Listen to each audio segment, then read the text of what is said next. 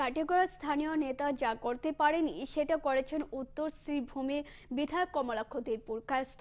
কাটিগড়া কেন্দ্রের বিধায়ক খলিল উদ্দিন মজুমদার থেকে শুরু করে যারা যারা নেতা স্থানীয় রয়েছেন সকলে দুয়ারে দুয়ারে গিয়েও কোনো লাভ হয়নি, শুধু আশ্বাসী সার। বরঞ্চ মাত্র 11 দিনই টানা 11 বছরের প্রচেষ্টার অবসান করলেন জেলার বাইরের বিধায়ক অর্থাৎ শ্রীভূমির বিধায়ক। বৃহস্পতিবার সরস্বতী বিদ্যাপীঠ এলপি স্কুলে আয়োজিত এক সভায় সোজা সাপটা ভাষায় এমনই মন্তব্য করলেন বেশ কয়েকজন বক্তা। এদিকে শিক্ষার সার্বিক উন্নয়নে নো পলিটিক্স নো কম্প্রোমাইজ মন্তব্য করেন উত্তর শ্রীভূমির বিধায়ক কমলাক্ষ দেবপুর কায়স্থ। এদিন দুপুরে এক অনুষ্ঠানের মাধ্যমে কাছাড়ের পশ্চিম কাটিগড়া অন্তর্গত মহাদেবপুর চতুর্থ খণ্ডে সরস্বতী বিদ্যাপীঠ এলপি স্কুলের নতুন স্কুল ভবনের শিলান্যাস করেন বিধায়ক কমলাক্ষ। 10,16,000 টাকা বরাদ্দকৃত স্কুল ভবনের শিলান্যাস অনুষ্ঠানে বিধায়ক কমলাক্ষ দেব বলেন, রাজনীতির ঊর্ধ্বে উঠে এলাকার সার্বিক উন্নয়নে তিনি সচেষ্ট থাকবেন। মানুষের সঙ্গে মানুষের জন্য তার সাধ্যমতো কাজ করে যাবেন তিনি।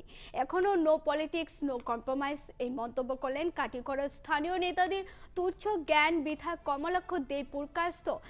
ওজন বাড়ছে স্কুল ভবনের শিলান্যাস করেন বিধায়ক কমলাক্ষ। রাজনীতি ঊর্ধ্বে এলাকার সার্বিক উন্নয়ন বললেন কমলাক্ষ। বিদ্যাপীঠ এলপি স্কুল 1885 প্ৰতিষ্ঠিত হৈছিল, 13ত কমাৰ্চিয়েলাইজ হল। কিন্তু যোৱা কেইদিনমান আগতে যেতিয়া তুফান হৈছিল একদম ভাঙি চিঙি গৈছিল আৰু এনেই মানে আজিৰ দিনত এনেকুৱা স্কুল নাই। মেক্সিমাম স্কুলবিলাক বিল্ডিং হৈছে, এটা পৰিৱেশ সৃষ্টি হৈছে। কিন্তু মহাদেৱপুৰ পাৰ্ট 4ত আহি চালো যে মানে একদম কণ কণ ল'ৰা ছোৱালীবিলাকে পঢ়িবলৈ কোনো পৰিৱেশে নাই।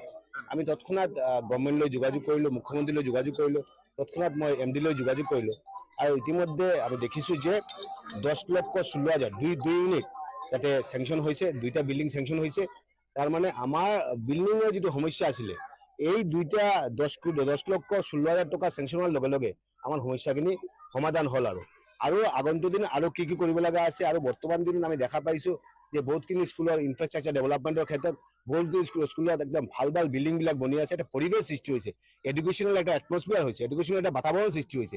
এডুকেশ্যনটো আগবাঢ়ি যোৱাৰ কাৰণে মুখ্যমন্ত্ৰীৰ যিটো প্ৰচেষ্টা, মই ভাবোঁ এই আন্তৰিকতাই যদি আগবাঢ়ি যায় তেনেহ'লে আমাৰ অসমত এই এডুকেশ্যন চিষ্টেমটো এটা জেগাত যাই কেনে হয়তো আমি বেলেগ ষ্টেটলৈকে আমি তুলনা কৰোঁ। আমাৰ ষ্টেটটো বহুত ডাঙৰ ষ্টেট, কিন্তু মই ভাবোঁ এই ৰেঞ্জত যদি আমাৰ ডেভেলপমেণ্টটো যদি চলি থাকে যদি তেনেহ'লে এই স্কুলবিলাক বা স্কুলৰ এটা বাতাবৰণ শৈক্ষিক এটা পৰিৱেশ সৃষ্টি হ'ব, য'ত নেকি আমি আন ষ্টেটৰ লগত, আন ষ্টেটে যিটো কৰি আছে, বেলেগ বেলেগ ষ্টেট যিটো কৰি আছে, আমি আমাৰ ষ্টেটৰ লগত বেলেগ ষ্টেটৰ তুলনা কৰিব যে অসমত এনেকুৱা হৈ আছে, আপোনালোকে বেলেগ ষ্টেটত এনেকুৱা কৰক।